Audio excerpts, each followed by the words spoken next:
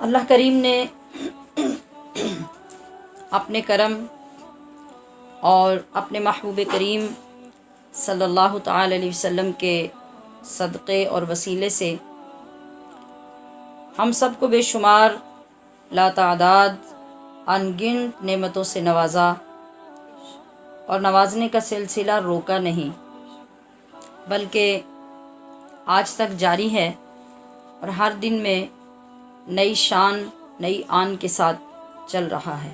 بہت بڑے انعامات الہیہ میں سر فہرست تو اسلام ہے، پھر ہدایت ہے، اس کے بعد عقل سلیم ہے۔ یہ عقل ہی ہے جس کی بدولت انسان حیران کن ایجادات کرتا ہے۔ اس کے پیچھے اصل احسان کس کا ہے؟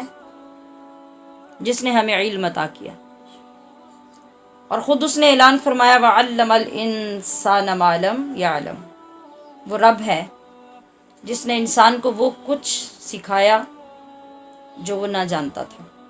نعمت کوئی بھی ہو، اس کی قدر اور زیادہ حاصل کرنے کا طریقہ قرآن عظیم نے ہمیں سکھایا ہے۔ وہ کسی زمانے کی نعمت ہو، کسی شعبہ زندگی سے تعلق رکھتی ہو، کوئی بھی فائدہ ہمیں دے سکتی ہو، طریقہ ایک ہی ہے۔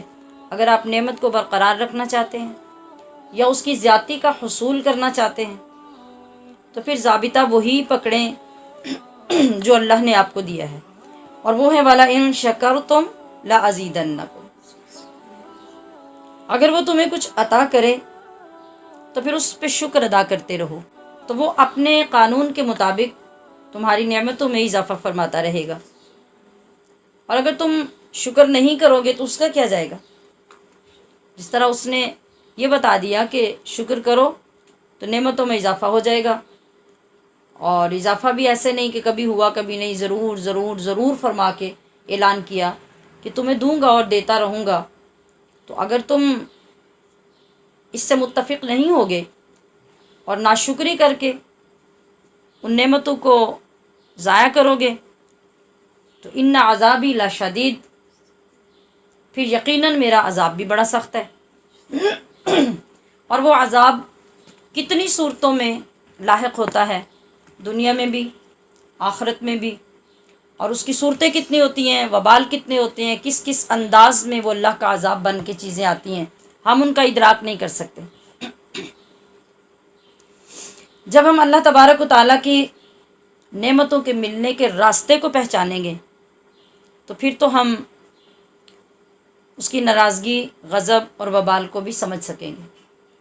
جب اس کو نہیں پہچانیں گے تو اس کی سمجھ بھی نہیں آئے گی۔ اب اگر اللہ تبارک و تعالیٰ نے ہمیں یہ چیزیں عطا فرمائی ہیں، ہم ان کو اچھے طریقے سے قدر سے استعمال کریں تو یقیناً یہ ہمارے لیے نعمت ہی رہیں گی، رحمت ہی رہیں گی۔ شدت کی گرمی میں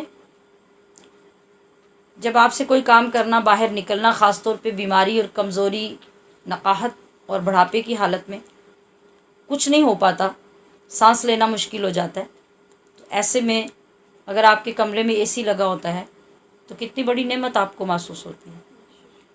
جب لوگ ٹھنڈا پانی پینے کے لیے ترس رہے ہوتے ہیں اور آپ کے گھر میں فریج رکھی ہوتی ہے، واٹر کولر رکھا ہوتا ہے الیکٹرک، تو آپ کے لیے وہ کتنی بڑی نعمت ہوتی ہے۔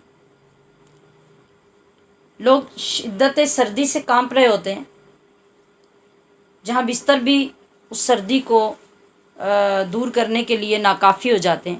آپ کا اپنا بڑھاپا، آپ کی کمزوری، وہ بھی آپ کے ساتھ تعاون نہیں کرتے، تو ایسے میں کمرے میں لگا ہیٹر آپ کے لیے کتنی بڑی نعمت ہوتا ہے۔ پھر ہر چیز میں ہمیں اللہ کی کتنی وافر نعمتیں نظر آ رہی ہیں، تو کیا ہماری ذمہ داری ہے کہ ہم اپنے رب کی نعمتوں کا شکر ادا کریں یا نہیں ہے؟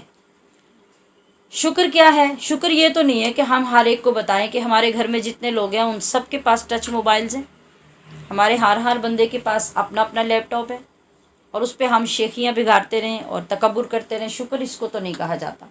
شکر کا مطلب یہ ہوتا ہے کہ اللہ نے اگر آپ کو آسانیاں عطا فرمائی ہیں تو آپ ان کو مزید اس احسن طریقے سے استعمال کریں کہ وہ آسانیاں پھیلا دیں، ان کو لوگوں میں تقسیم کر دیں، فوائد کو بڑھا دیں، اپنی ذات تک نہ رکھیں۔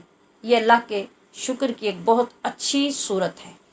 ورنہ آپ اگر شکر نہیں کریں گے، مطلب اگر ہم یہ کہتے ہیں کہ ہم کوئی کام کرتے ہیں، اگر اچھے کامنٹ آتے ہیں اور کوئی لوگ اپریشیٹ کرتے ہیں تو ہمارا حوصلہ بڑھتا ہے، یا ہمارا نیٹ ورک پھیلتا ہے، یا ہمیں فائدہ پہنچتا ہے، تو اللہ کو ایسی تو کوئی ضرورت نہیں ہے۔ وہ اس لیے میں نہیں کہتا کہ مجھے کامنٹس کرتے رہو اور اپریشیٹ کرتے رہو، رسپانس کرتے رہو، تاکہ مجھے حوصلہ ملتا رہے اور میں مزید آگے اپنا کام جاری رکھ سکوں۔ معاذ اللہ ایسا نہیں ہے، وہ پھر ہمارے ہی بھلے کے لیے، ہمیں ہی مزید فیور دینے کے لیے دنیا اور آخرت کا وہ یہ فرماتا ہے کہ میرے ساتھ شکر کا تعلق جوڑے رکھو،